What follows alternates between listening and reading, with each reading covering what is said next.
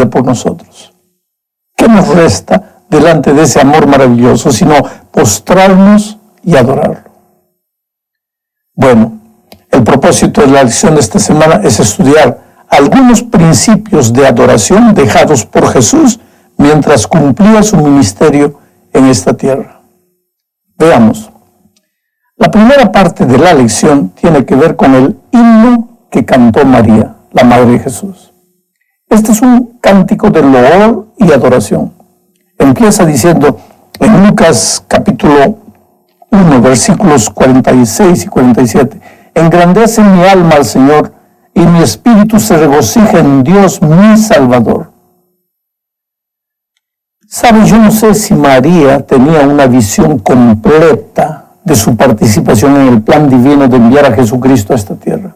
Me refiero a la dimensión de ese trabajo, a la dimensión espiritual, redentor de ese trabajo. Pero de una cosa yo tengo seguridad, porque la Biblia lo afirma. Ella jamás pensó tener una misión salvadora o intercesora, porque ella sabía que ella misma necesitaba de un Salvador. Mira lo que dice, mi espíritu se regocija en Dios, mi Salvador, afirma ella. Por eso, este es un asunto delicado, yo no lo voy a tratar ahora. Lo que necesitamos ver en el cántico de María es que ella adora a Dios por sus grandes hechos en el pasado, como Dios había prometido a Abraham que haría maravillas en medio de su pueblo. En realidad, la promesa de la venida del Mesías era una de esas maravillas que Dios había prometido. Y esa promesa, en realidad, había sido dada en Génesis 3:15, cuando Dios prometió que el hijo de la mujer heriría a la serpiente en la cabeza. Dios estaba hablando de Jesús, que vendría a la tierra a cumplir el plan eterno de la salvación. Y María sabía de esto. Todas las mujeres en Israel sabían que de una de ellas nacería el Mesías. Por eso, entre las mujeres de Israel era una tragedia que una de ellas no pudiese tener un hijo. Porque todas esperaban que el Mesías pudiera nacer de ellas. Y María fue la escogida. Ella sabía que no había ningún mérito en ella y que el Señor la había escogido solo por su gracia. Este es el punto. Es uno de los principios de adoración que venimos repitiendo a lo largo del trimestre. La verdadera adoración nace de un corazón que ha sido recibido o que ha recibido la gracia maravillosa de Cristo. Ha sido transformado por el Señor Jesús. Lo que debo preguntarme a mí mismo es si yo personalmente entendí lo que Jesús hizo por mí en la cruz del Calvario.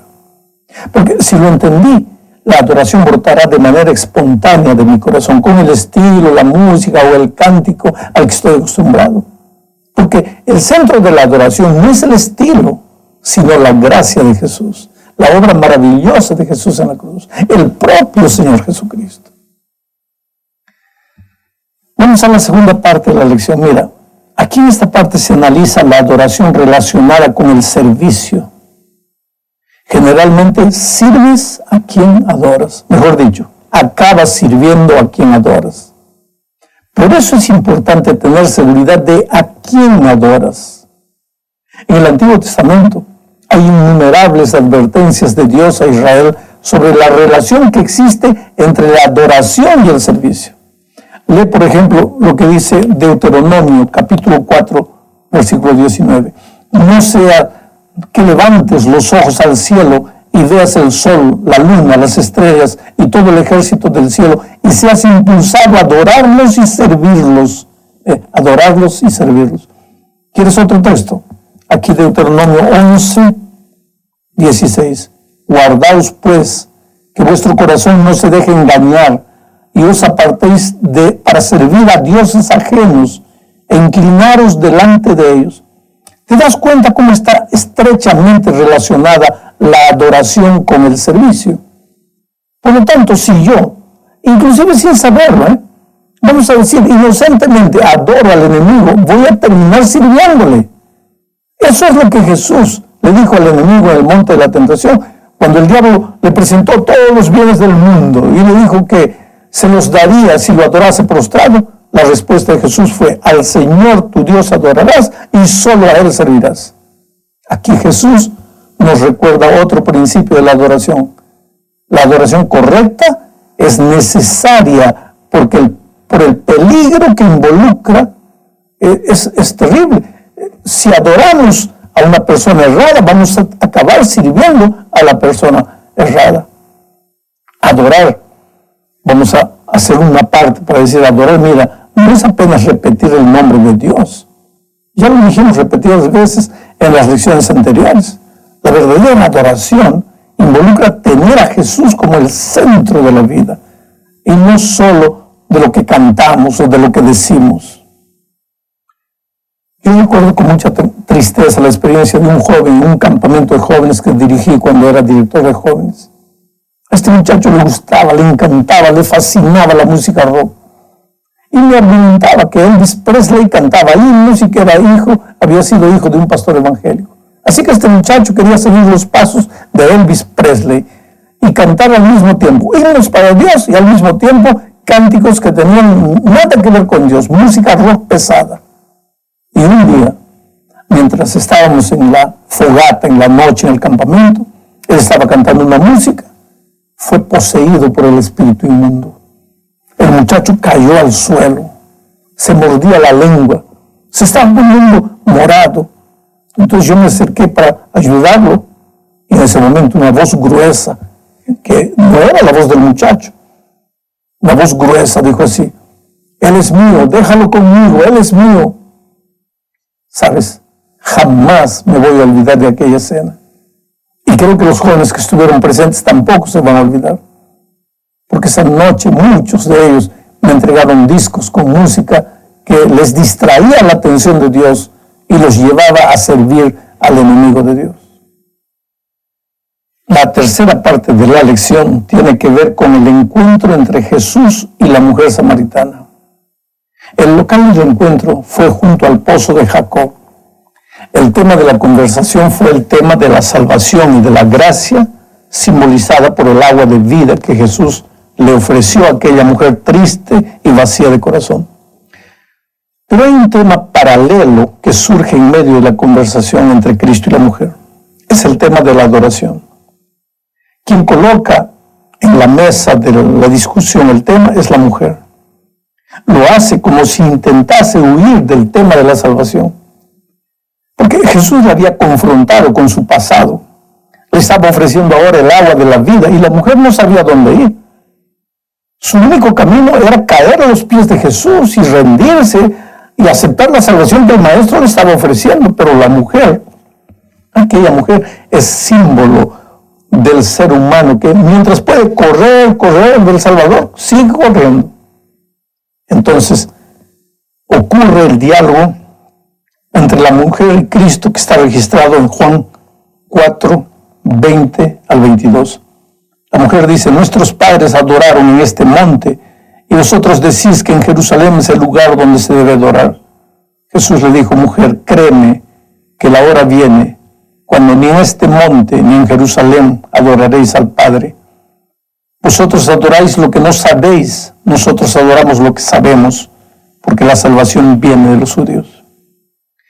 Hay algunos pensamientos que necesitamos destacar en este diálogo. El primero es la preocupación de la mujer por lo que sus padres hacían. Nuestros padres adoraban en este monte, dijo. Ella estaba preocupada en respetar la tradición, aquello que los hermanos de más edad hacían. Estaba en presencia de la propia salvación, pero su tradicionalismo no le dejaba ver las cosas. Su única preocupación en ese momento era respetar la forma de la adoración que sus padres habían respetado. ¿Podríamos nosotros correr ese peligro también?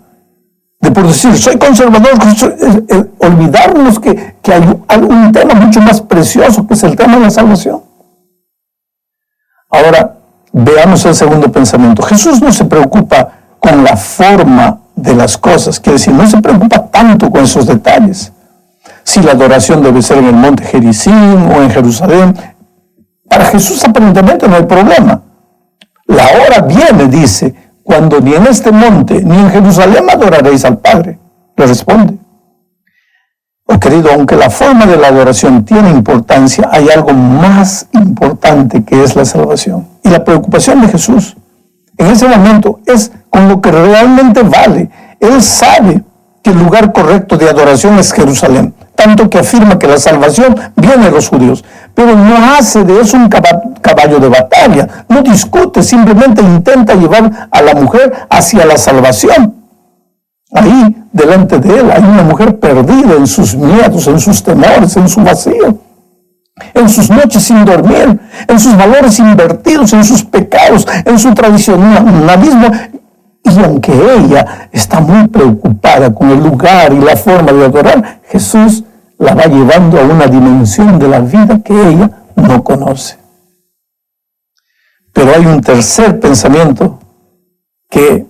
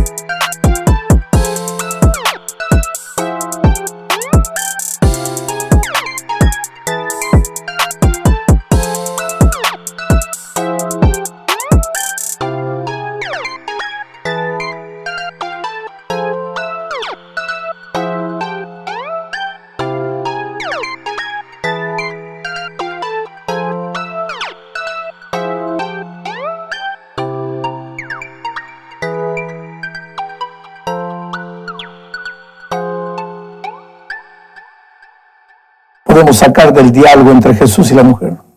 Jesús le dice, ustedes adoran lo que no conocen. Se estaba refiriendo a él. Ellos, los judíos o los samaritanos, no lo conocían. Lo estaban rechazando y sin embargo decían que lo adoraban. Ahora, ¿podría yo también correr ese peligro? Pensar que lo estoy adorando, creer que lo estoy adorando, decir a voz en cuello que lo estoy adorando cuando ni siquiera lo conozco. Piensa en eso.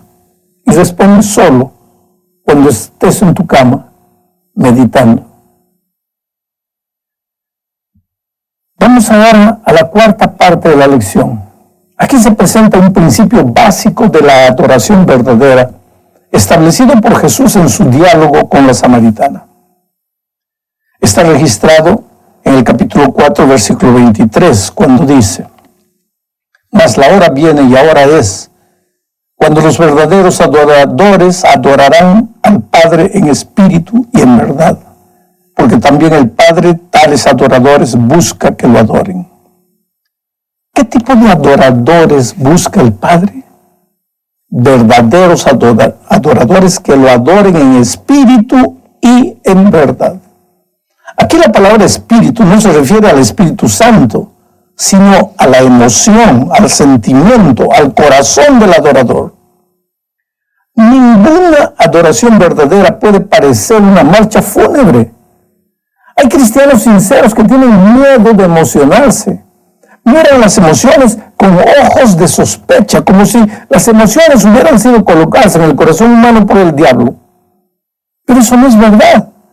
Quien nos dio las emociones fue el propio Dios.